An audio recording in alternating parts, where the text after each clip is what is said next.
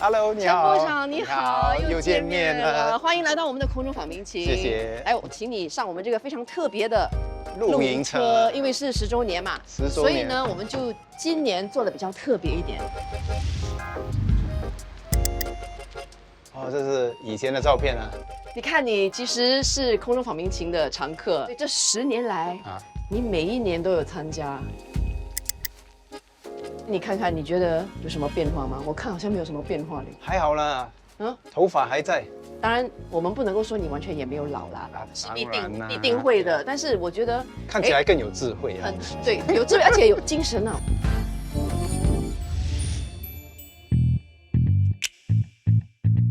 我们在这里也准备了很多这些很复古了的一些食品。OK， 你对这些熟悉吗？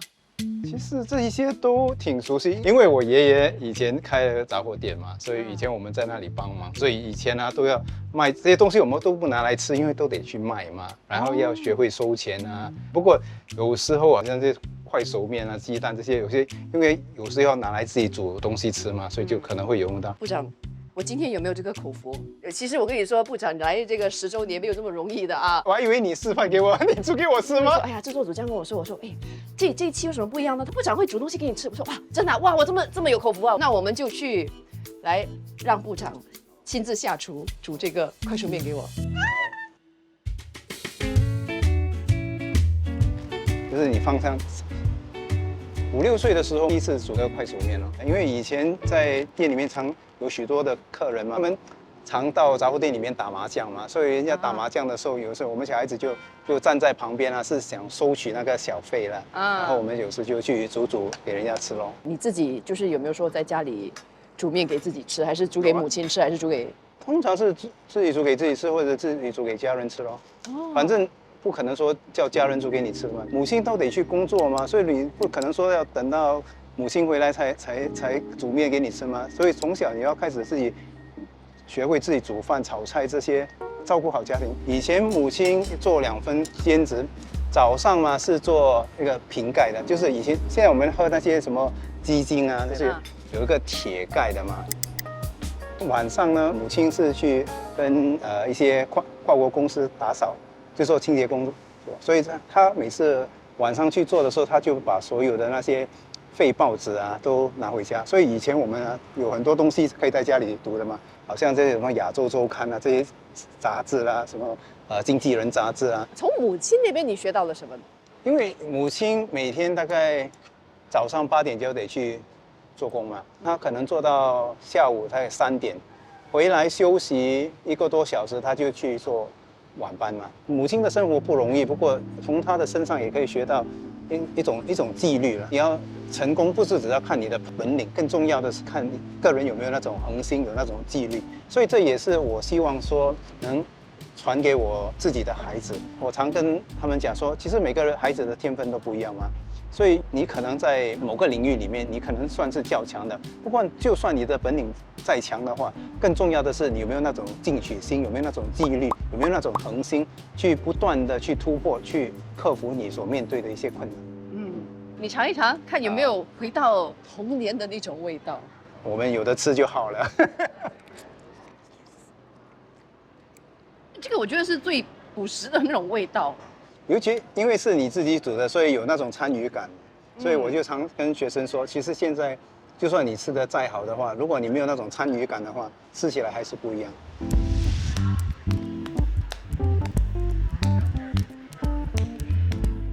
以前我们拥有的比较少，不过我们会很珍惜，不管是机会或者是书本也好，我们都非常的珍惜。就像以前我母亲讲，人家丢弃的所谓的报纸或者是杂志，我们都得那么的珍惜，把它带回家去一遍遍的去读，然后不像现在你刷一刷就什么都可以在网上或者是在你的手机里面可以读到嘛。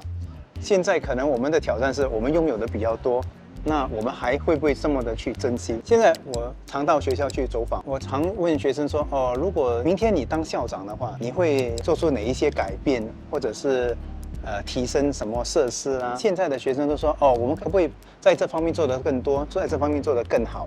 那通常那些点子呢，都是要花许多钱的。那我就常挑战他们说，如果我们没有这些钱的话，我们怎么样做得最好？有很多时候是因为他没有那么多的钱，没有那么多的资源，他想得更深，他想得更细，怎么样去突破所面对的一些挑战。你自己本身在小的时候，你会玩的一些游戏，因为没有这么多资源嘛，现在你肯定是没有电动的，对，也没有手机。那你以前小时候是玩什么呢？其实以前我们小时候什么都可以玩，就算我们自己去制造一些玩具也可以。比如好像你说以前我们跳绳啊，是自己用橡皮筋，是橡皮筋接起来了啊，所以这也可以玩。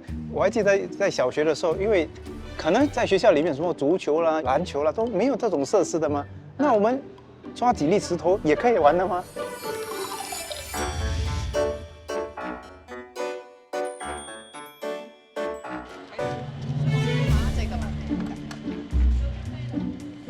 小学的时候呢，我们每次休息我们就会玩这个。这个Five Stone 你会玩吗，部长？会这个以前小时候会玩吗？我看这些游戏是我小时候玩的，对呀，那 Five Stone 啊，应该是更加的 primitive 一点。我猜啦，没有，他是讲我年龄跟你差很多。没有，我不是说你年龄跟我一样，我是讲我年龄跟你一样。我已经忘记了，因为到了最后你全部剪了之后，然后好像要一个选一个吗？来，我给你拿着这个啊，你等等，最后一个还要去换一换呢。哦，对，是要换一换什么的。第一个是一个拿一个，第二个是一次拿2个吗？但其实我就觉得以前小时候玩的东西呢，都会，因为它不是那么比较简单呐，你要去用头脑去想，去创新嘛。那种玩的规则你可以不断的创新嘛，所以同样的东西呢，你可以用不同样的方法去玩嘛。来，你试一下。来，这个呢要考。部长，我拿到了一些很特别的照片。当当，你知道是谁吗？看起来应该是我吧？你自己都不认得自己吗？我们有你2张的照片，对，哪里找到的？其实我也不知道哪一个是我的。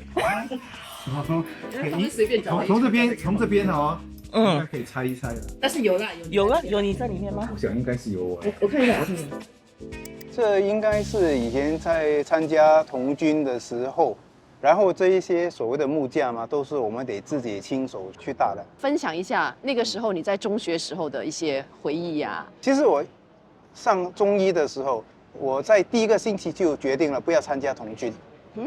只有童军得自己去买这个制服。那因为当时我们家庭的背景不是那么好嘛，所以我们就说不要去参加这个童军了。不过到了第2个、第3个星期，就有些学长啊，就是带我们出去野外。久而久之，觉得说，哎，其实童军呢，凝聚力是吧？凝聚力啊，一种跟同僚的一个团队的一个精神，那种温暖，是觉得是挺不错的。那就参加了童军。在童军里面有句话说，在军队里面有这同样的一句话说 ，You take care of the man, the man will take care of the mission。